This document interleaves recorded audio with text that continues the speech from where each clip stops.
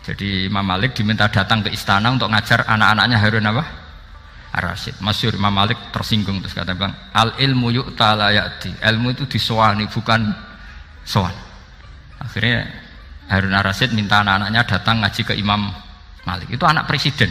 Imam Malik berani, al ilmu yu'ta la ya'ti. Ya saya ulang lagi ya. Berarti Rasulullah adalah Rasul yang sukses membuat sarana orang kembali ke Allah, mengakui kudrahnya Allah dengan sarana apa saja, melihat rumput, melihat hewan, dan hewan itu ya apa saja, gabah itu apa saja, hewan yang melata di bumi apa saja, semua bukti kudrahnya Allah. Bahkan Rasulullah sukses membiarkan umatnya nggak ditunggui beliau tetap iman, mergo ditunggui konsep sing super gini kok Al-Qur'anul Karim. Jelas ya? Tapi caranya memahami ya seperti yang saya terangkan ini. Ya saya baca lagi ya yang jadi annal mu'jizati pakai jamak muannas salim, annal mu'jizati al-madiyata, mukjizat-mukjizat yang sudah kelewat itu kanat khisyatan, bersifat fisik. Tusyahadu bil absor, hanya bisa dilihat dengan mata kepala. Karena qoti soleh wa asa Musa. Wa mu'jizatul Qur'ani tusyahadu bil basirah. Sementara mukjizatnya Quran disaksikan dengan mata hati, dan setiap orang punya mata hati. Fayakunu man yattabi'uhu li ajliha aksar. Li anna alladhi yushahadu bi ainir ra'si yang qaridu bin qiradi musyahidihi. Walladhi yushahadu bi ainil aqli baqin yushahiduhu kullu man ja'a badal awal mustamirron.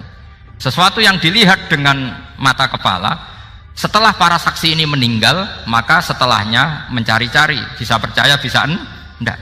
Tapi mukjizat yang disaksikan mata hati, siapapun percaya dan sampai ila yaumil kiamat. Dan tentu Quran lebih unggul dalam hal ini. Dan insya Allah kita semua adalah ahli Quran. Yaitu harus punya kesimpulan falam mata tabayyana lahu qala a'lamu annallaha ala kulli syai'in qadir. Sebagian ayat wa li ta'lamu annallaha ala kulli syai'in qadir wa annallaha qad ahata bi kulli syai'in ilma. Itu kenapa mukjizat Al-Qur'an dasar. Itu yang gampang-gampang ya, melihat nyamuk, unta, kerbau itu yang gampang. Anda tak naikkan kelas sedikit menjadi agak ilmiah. Misalnya begini, kamu ahli falak. Misalnya kamu ahli falak. Misalnya kayak Batu Rehan ya. Itu pasti tahu kalau matahari dan rembulan dibikin Allah itu asyamsu wal qamaru bi husban. Bahwa matahari dan rembulan dibikin ini untuk hisab. Walladzi ja'ala syamsa diya'a wal qamara nura wa qaddarahu manazila li ta'lamu 'adadas sinina wal hisab. Sehingga ketika ternyata betul Samsiyah bisa dihitung menjadi tahun Samsiyah yang oleh bahasa milenial disebut Masihiyah. Sayyidina Umar agak tersinggung. Sebetulnya yang namanya hisab itu tidak ada hubungannya dengan Masehi dan Hijriyah, itu tidak ada. Semua berdasar matahari atau apa? Rembulan. Lah sialnya yang Samsiyah ini oleh bahasa internasional disebut apa? Masihiyah. Makanya Sayyidina Umar marah terus bilang ya sudah kalau gitu Qamariyah bikin apa? Hijriyah. Jadi itu sebenarnya nama politik. Sebetulnya kalau objektif yang jadi ukuran ya Samsiyah sama Qamariyah. Berhubung ini sudah diambil tetangga partai sebelah, akhirnya ya kira-kira gitu. Jadi kira-kira seperti itu. Akhirnya kita namanya apa? Hijriyah. Apa Samsiyah sama apa? Hijriyah. Sebetulnya yang asli ya Samsiyah, Qamariyah. Tapi nggak apa-apa lah. Dunia itu mesti ada politiknya. Lah yang repot orang-orang fanatik hukum pakai bahasa nasional, itu repot. Jadi misalnya kematian Yesus Kristus, itu mesti Batu Rehan kan nggak percaya. Akhirnya ditambahi kematian Sibeh. Karena kalau bilang iya kan percaya, makanya ditambahi apa?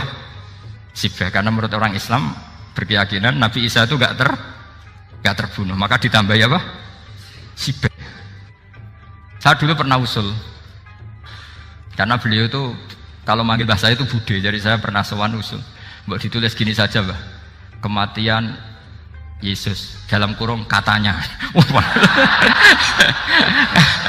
Tapi mungkin terlalu vulgar ya, jadi Akhirnya dibikin apa? Sibeh ya? Di kalender Kudus kan apa? Sibeh ya, ditambahi Sibeh. Ya nggak apa-apa lah, yang penting keyakinannya masih benar gitu. Jadi masih benar. Kalau usulan saya terlalu ekstrim, masa dikasih apa?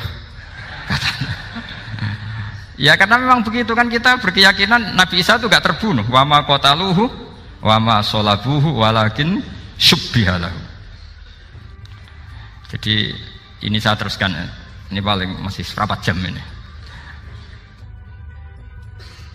Kalau kelamaan sampai dolim itu ganggu kiai lama-lama gitu. Saya tadi sudah bilang sama panitia, orang Indonesia itu gak sopan. Kalau suka kiai itu didatangkan. Itu agak masalah sebetulnya. Dalam etika itu masalah. Kalau seneng kiai ya sowan ngaji. Jangan sowan di dalam, itu ganggu ya, sowan ngaji saja. Dulu Imam Malik itu anaknya raja itu, Imam Malik itu seangkatan dengan Harun Ar-Rasyid.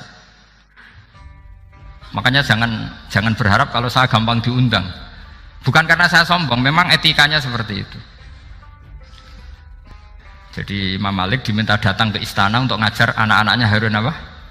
Ar-Rasyid. Masyhur Imam Malik tersinggung terus kata bilang, al ilmu yu'ta la ya'ti. Ilmu itu disowani bukan sowan.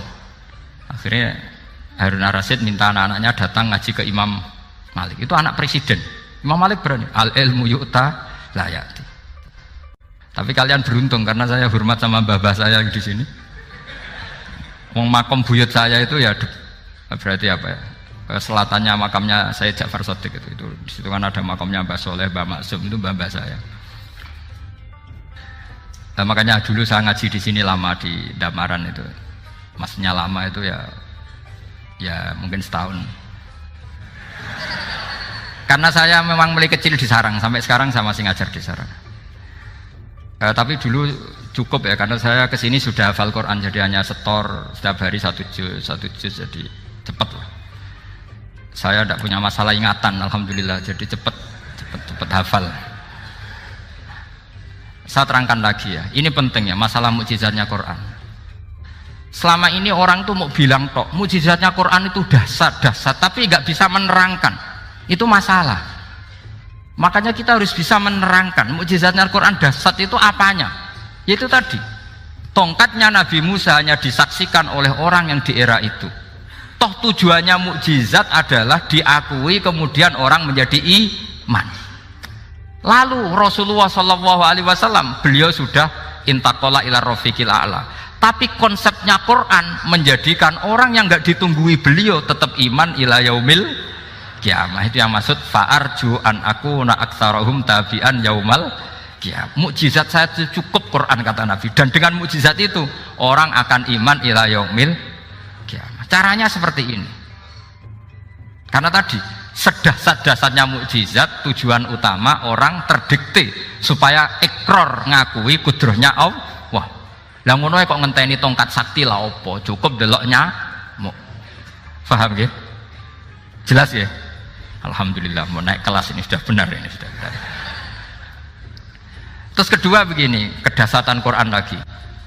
Quran itu bisa merunut, mentartibkan logika. Bahkan logika ini logika yang universal. Siapa saja merasakan logika itu. Misalnya begini, dulu orang kafir itu punya Tuhan banyak. Tentu yang dipertuhankan ya mana? Yang dipertuhankan itu banyak. Karena pikiran mereka urusan banyak, problem banyak, ya Tuhannya harus banyak. Ada BPKB 3D kan, istri cerewet macam-macam lah, itu kan problemnya banyak, maka Tuhannya harus banyak. Karena Tuhan itu maknanya penyelesai masalah. Sehingga kalau masalahnya banyak, Tuhan harus banyak. Ketika Rasulullah membawa konsep satu Tuhan, mereka janggal. Makanya mereka bilang, aja'alal alihata ilaha wahida inna hadza lasyai'un ujab.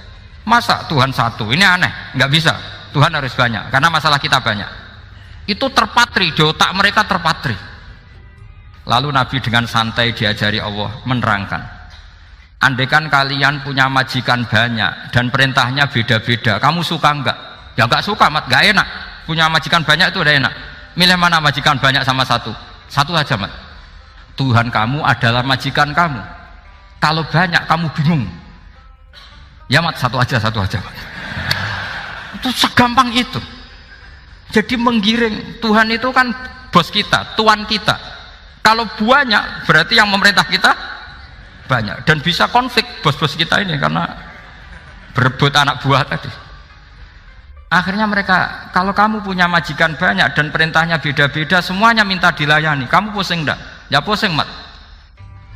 Minta mana? Majikan banyak sama satu? Satu saja, Muhammad. Ya Tuhan kamu adalah atasan kamu, maka harus satu. Mereka faham. Oke, Mat, Tuhan satu. Itu yang dimaksud dorobawaw matalar rojulan fihi syuraka umutasyakisuna wa rojulan salamal lirojul hal yastawiyani masalah. Langsung alhamdulillah. Karena mereka yang paling bodoh pun faham dengan logika itu, faham.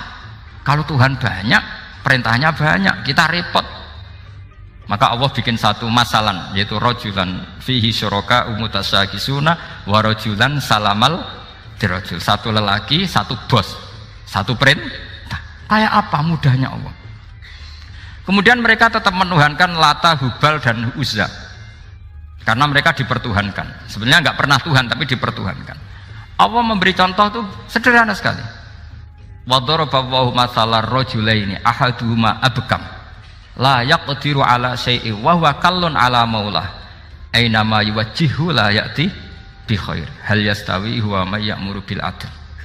Kata Rasulullah, Lata itu menurut kamu apa? Ya Tuhan kami. Muhammad. Hubal ya Tuhan kami. Uzzah ya Tuhan kami. Lalu kalau mereka kotor ya saya mandikan, kalau hidungnya coplok ya saya tata. Terus kata Rasulullah begini, kamu mau nggak punya budak atau pembantu yang buta, tuli, bisu? Kamu mau nggak punya pembantu loh ya, pembantu itu budak zaman dulu. Kamu mau nggak punya pembantu yang buta, yang tuli, yang bisu? Wah gak doyan, Mat. Nggak apa pembantu ngono. Lah pembantu saja kamu nggak mau yang gitu, kok malah punya bos begitu? Orang yang tuli, yang bisu, yang kopok, jadi pembantu saja nggak layak, kok malah jadi pangeran. Paham ya? Arca dan berhala itu kan nggak bisa apa-apa. Kamu mau gaji ngasih THR pembantu yang kopok, bisu, picek? Mau? Wong jadi pembantu saja nggak sah, kok mau jadi apa? Tuhan atau jadi majikan? Jadi Allah bikin contoh gampang sekali. Wa daraballahu mathalar rajulaini ahaduma abkam la yaqdiru ala syai'in, nggak bisa apa saja.